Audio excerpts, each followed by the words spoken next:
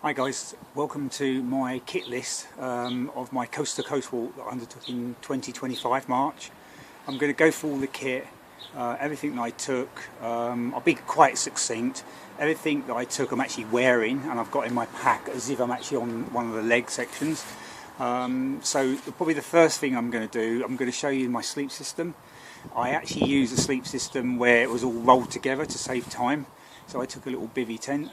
The whole sleep system, to be honest, was really light. It was probably the total weight was only 1.3 kilograms. I used a little bivvy tent. Inside that I put the air mat and the sleeping bag, and then I put a little footprint mat underneath that, so I rolled it all together. So when I come to my bivvy site, I just unravelled it, put the poles in and pegged it out, and I was ready to go. It was really quick. It probably only took me a few minutes or so to set up. What I'll do is I'll show you the actual sleep system behind me and how I set it up.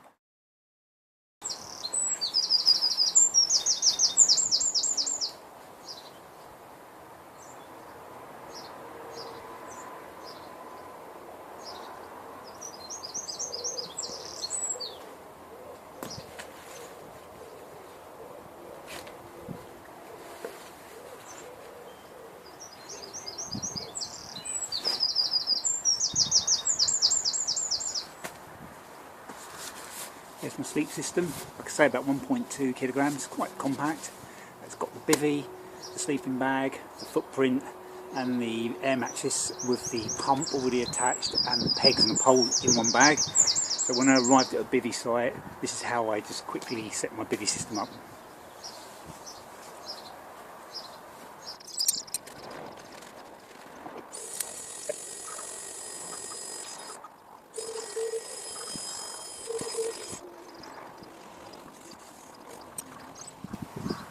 That's it. To be fair, actually probably took longer than what I normally do, probably because I'm filming. But there's the bivvy system. It leaves a little micro pump that was already attached to the sleeping mattress, and also this is a nature hike inflatable pillow, which tend to blow up while the actual pump was blowing up the inflatable mattress. So just a simple setup. I took 4 of these pegs, but only ended up using 2 just to peg the guide ropes out. I thought if I really needed a quick emergency, I didn't even need to put the hoop poles in. I could have just got in the bivvy bag, but I tended, because I had a bit of time, I'd use the hoop poles as well. So that's the bivvy system. Like I say, it was only 1.2-ish kilograms, pretty light, packed up pretty good, easy to set up, easy to pack down as well. What I'm going to do is I'll quickly show you just briefly closer up, and then I'll show you me setting it down basically at the end of, or in the morning. So just get a bit closer if I can. Bear with me with the video in. So there's the it's just a little hoop bivvy, sleeping bag. There's a mattress in there. Like I say, there's an air pillow as well. I had the pump already attached to the air mattress, all rolled up, so it's just for ease of use really. I'll just show you there. Like I say, I paid probably only £20 on eBay for this. So yeah, it's a pretty good little thing, pretty cheap. Yeah, it's pretty good actually. So what I'll do, one thing I will say is, sorry about the videoing, it's pretty raw. I'm just going to film it packing down just to show you what it's like.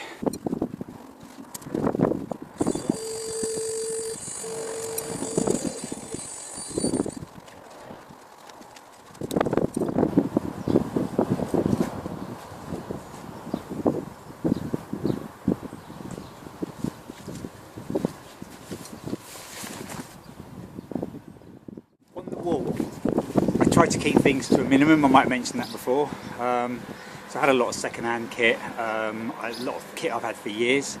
So I'm just going to go through what I took, and everything I took, by the way, I'm wearing now. It's exactly what I've got on, exactly what I was wearing on the walk, and the equipment I took in my pack. So I'm just going to explain the kit and go through it, so I give you guys a bit of information. I'm just going to stand over it so you can just see the pack.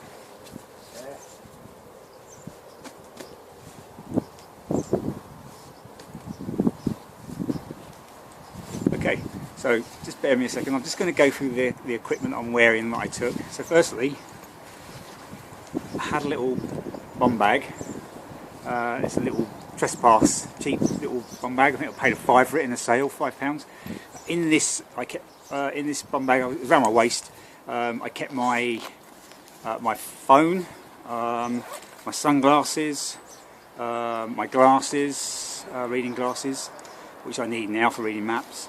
Probably maybe a snack, a Mars bar or an energy bar, and a few little bits and bobs like a little pencil and a bit of paper. So nothing much in there, but it's really handy. It allowed me to get at stuff that I really needed as I was walking.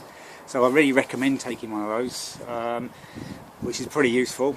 The pack that I took, which I'm going to show you now, was an Osprey pack. It was an Osprey Talon 44 litre. However, I got this pack in a sale, so I paid only, I think it was £35 for this. So I got it quite cheap, which is pretty good, because I think when they originally come out they're about 140, maybe more.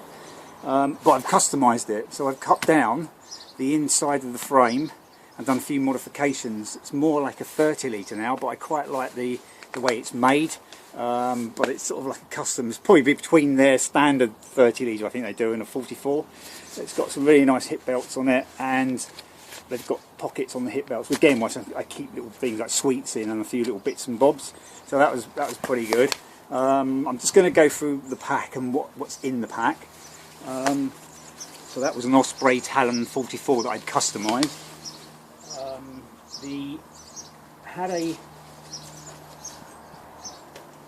One walking pole. It's a really old Lecky pole. I didn't need them for setting up because my sleep system, as you saw or will see, is just a hoop system, so I didn't need trekking poles.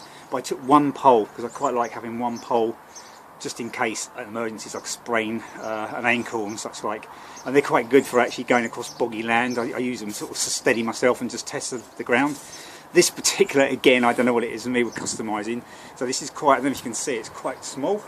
So this particular Lecky pole is it's pretty weighty as well, compared to the modern ones, especially the carbon ones. So it's pretty solid.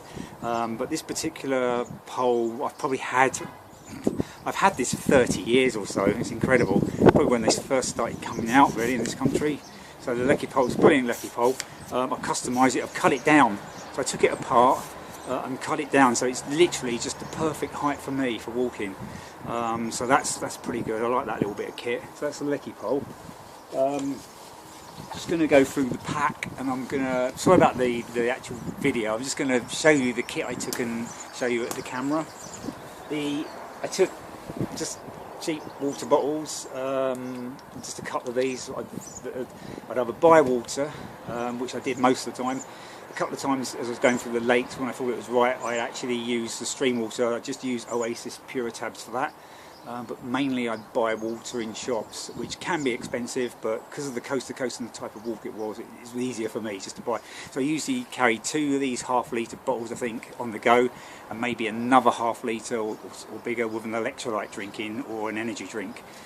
So the weight, probably no more than 1.5 kilograms with the water, which is pretty good really. So that's what I took. I didn't actually take a water filter. I didn't think there was a need for it on this particular walk. If it was a different type of walk, yes, I probably would have taken a water filter. So that's the water and the water system. Just opening the pack up now. This is the sleep system, which you guys will have seen the video. So that's the sleep system, so I won't actually go explain that again because you've seen the setup and set down. So that worked really well. Going back to the rucksack quickly, the Osprey is great. It's got this lovely front elasticated pouch. It's got really big, this detachable. I didn't detach it. It's got inside there. You can put some bits and bobs in there. It's got a front one there. You can put bits and pieces in there. And it's got 2 lovely side pockets. I used to put my water in there as well. Or if I had to take something off during the day, to shove it down the front or in the sides. So yeah, another little plastic water bottle, just the plastic ones, cheap ones. This is exactly what I took, what I'm taking out the bag now, so you'll see. So I took I'll just show you, it's a down jacket. It's made by a company called made by a company called Mountain Equipment. So you've probably heard of that make. So that was a Mountain Equipment down. It's not down. It's synthetic, so it's holofill. It's got a DWR. It's got a slight waterproof coating, which I found really helpful because you could put this on if I was setting up the bivvy and it's slightly damp in the air. It would actually keep quite dry, and it packed down pretty good as well. So that's the Mountain Equipment duvet jacket. These are pretty cool.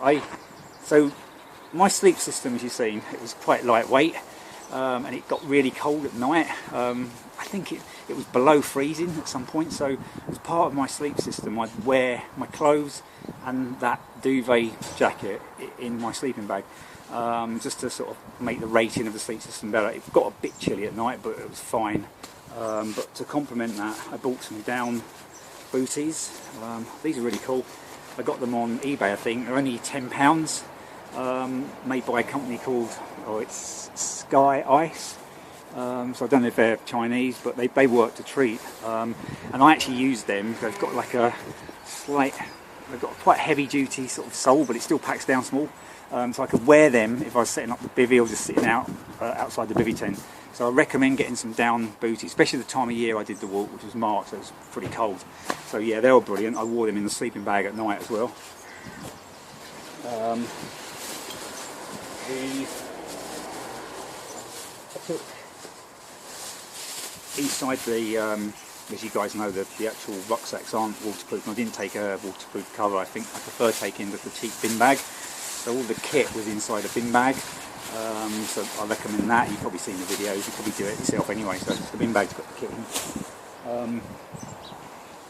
This is the last bit of kit inside, so it's a little bag, and what it contains is some spare undercrackers, pants. I took some waterproof socks as some spare socks, but double up as waterproof if I need them, waterproof socks that is. So yeah, they were quite good actually. I think they've got a wool mixture in them, but they're waterproof.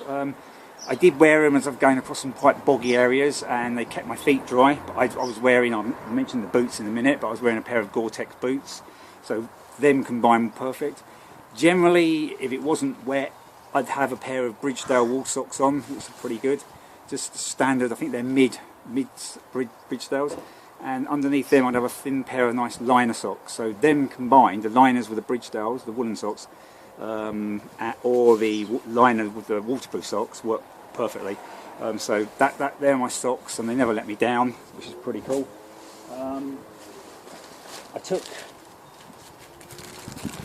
as most of you guys probably do take, a whole combined kit that I got together specifically for this walk. In this, I'll show you briefly, or I could tell you, there's some wet wipes, a little mini bar of soap, first aid kit, which consists of plasters, and I've got some my toothbrush. I've got some Compi type tape, which I could put on my feet if I got blisters. I took some talcum powder and some antiseptic wipes. I took a sort of selection of pills, a few ibuprofen, anodins, and I think aspirins. I took a tick. I'll just quickly show you this. You guys probably know about this. It's quite handy because I've actually come once. I got a tick in my life, which is not a good thing. And someone actually, I was with a group of people, and they lent me a little tick tool. Well, I've never actually used this one yet in anger, so it's a little tick extractor. So if you do get a tick, you can use that extractor. You just put it in, twist it. It's pretty cool. But I never got any ticks, thank God. One thing that did sort of prevent me from getting ticks was the fact that I actually wore long johns, which actually help obviously keep insects away. But I'll show you. I'll talk about that in a second. In terms of the, I took a little mini pen knife. I took some. Little bit of toothpaste and a bit of foil and a little toothbrush, which is pretty good. So it's really cool. So that's my kit that I took. My first aid repair kit. I took a needle and thread. Also, actually, I forgot to mention, Where's my lecky pole? On my lecky pole, find it. Which again, I think a lot of you guys have done. I recommend taking some waterproof gaffer tape. So that's really good for repairing anything really, from your tent to your boots. So that come in handy. I wound it around my lecky pole at the top, so so I could get to it easily. So that's a little bit of a tip, which you probably guys know about. In terms of the other kit I took inside, because I had my maintenance wash kit, maintenance and first aid kit all in one bag. I took a phone charger for my phone and a little charger. I did have a charger for my pump. By the way, the pump actually acts as a light as well, so I didn't need any head torch. So the pump was a light. I didn't really use the light on the pump that much because I'm quite used to setting up in the dark and my eyes get adjusted, and I quite like to be a bit stealthy when I'm setting up at night. So yeah, I did use the light a couple of times. So I put a little charger that I use it with USB, which is pretty good. The phone that I took, I might have mentioned, I'm using it now because I'm on the budget tour of life. It's an old Samsung Galaxy 2 phone. It's out of the arc, a bit like me. So it didn't let me down. It was pretty good. I'm actually using it to film on now. You guys probably think the quality's not fantastic, but hopefully it'll come out and you can see what I'm talking about. I took a few spare batteries. I like this particular phone because it's compact, and you can actually have batteries you can take out and put in. So the modern phones, I think the battery's integral, but this I quite like. You could take the batteries out, so if it run out of power, put a battery in. I actually when I got to a hostel or bed and breakfast, I recharged the flat battery. Literally the whole journey I only used 2 batteries recycled, so it worked out quite well. That's the way I did, because I mentioned before I did 6 nights wild camping in bivvy tent and 5 nights in B&B and hostels, but those 5 nights allowed me to charge my phone, so it's perfect, and obviously clean my kit and dry my kit out if it was wet. The other thing I took was, I mentioned this before, a little sponge. That was quite handy. It was handy to wipe the condensation off the inside of my bivvy, so that was pretty good. I took some kitchen roll as well, and in terms of cooking, by the way, that's all the kit. Everything you've just seen is everything I've taken, bar that I might have shown you some food. So when I come to a shop, I'd stock up on, say, some sandwiches, a pasty, some crisps, some flapjacks, some bananas and fruit.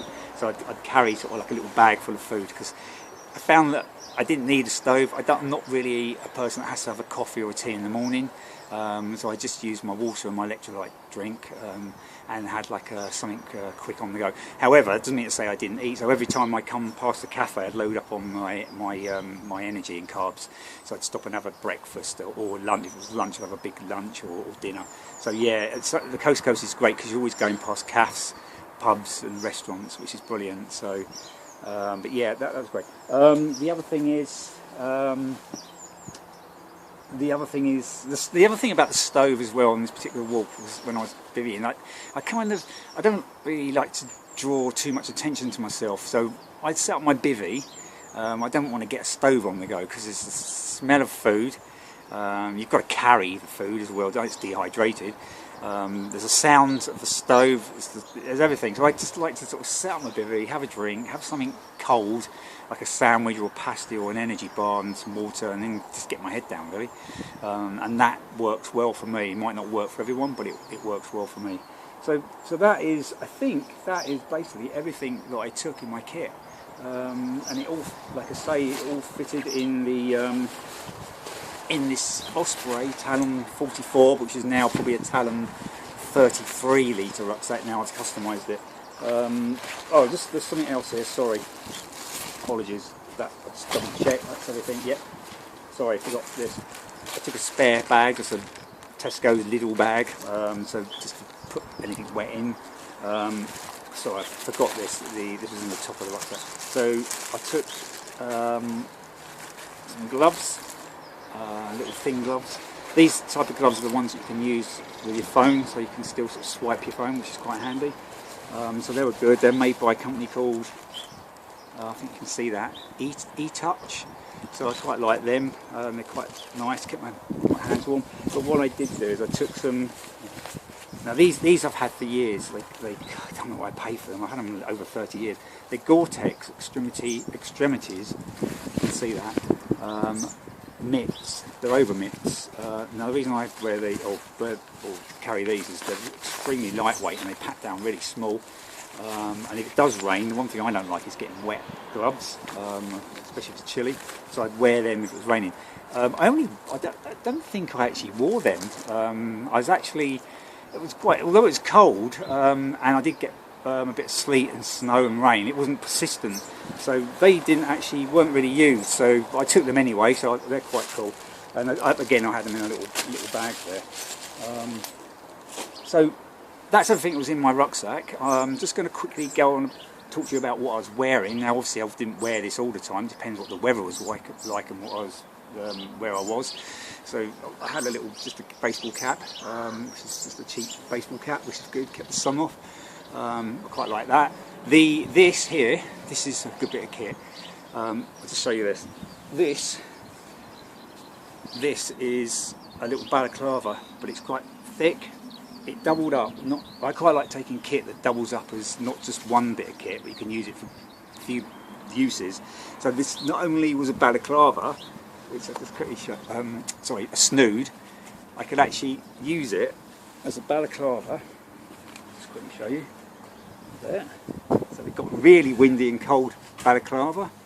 I could actually use it as like a hat as well. I mean, it looks a bit sort of Cossacky, but you know, it actually went over my ears, so could use it as a hat, snood and balaclava. And I used to wear it at night in my sleeping bag, so it actually obviously increased the warmth inside the bag. So yeah, that was a good bit of kit. Sort of like a thick balaclava, snoody type hat. Great, good bit of kit.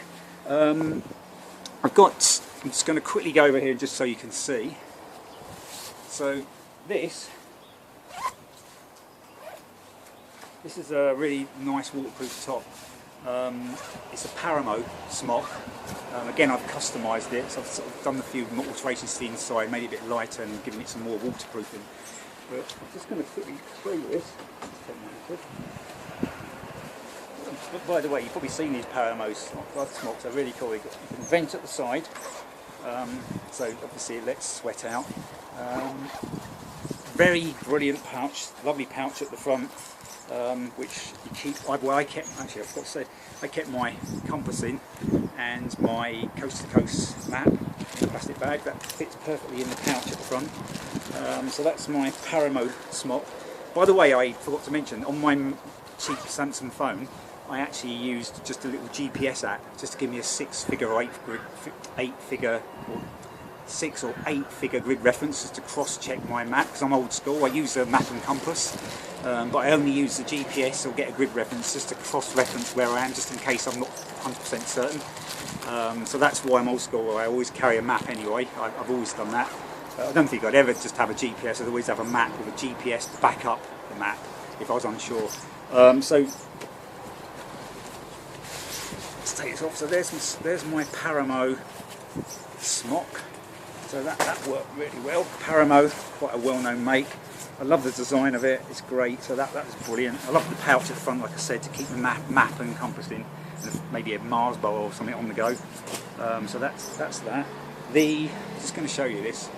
So top-wise, again, depending on if it was hot and how I felt, but most of the time this is exactly what I wore. Everything you've just seen, because of the time of year, is what I wore. It was not keeping me too hot, and it wasn't not too little. So obviously I mentioned before, I don't like walking in hot weather, so I prefer to walk in reasonably cold weather or coldish. That's why I picked March to do the coast to coast. Getting back to my clothes, I had just a lightweight, just quickly show you this. It's just a lightweight, excuse me, I just take my clothes off, hope my neighbours aren't going to see me. Just a lightweight top, short sleeve t-shirt, so wicked moisture away. Dried out, packed down good, and it dries. If it gets wet, it dries really quick. So I think that was the North Face one. I've had that for years. Again, these long sleeve thermal wicking layers are great. This is a long sleeve one, so I wore the t-shirt over the top of this. Obviously if it was hotter I would take this off and just have the t-shirt. Had a pair of, as you can see, shorts. I will take them off again, just bear me a second, just so you guys can see. I was wearing a pair of shorts over the top of a pair of waterproof trousers. Sounds a bit weird. Just to let you know, I never took any walking trousers. The only clothes that I had on my legs was a pair of old Carrymore, I think they're extremities or extreme long johns that I've had for quite a few years, and a pair of waterproof trousers. So no walking trousers, no jeans, nothing like that. That worked perfect. I had a pair of shorts as well, just in case it got warm and I just wanted shorts. It didn't. I only ever used the shorts in the hostels or the B&B while I was drying out my other kit or washing it. I'm just going to show you what I had on. So just a cheap pair of Adidas, these are. Just Adidas, I think they're Climacool shorts. I had these for years as well, so these are pretty good. Yeah, they're you can see that, Adidas shorts. I've got so these waterproofs were handed to me, they were given to me. I think someone had outgrown them. So, apologies for the video, it's just getting my head in, I could stand back. So yeah, these are just a cheap pair of mountain equipment. See that?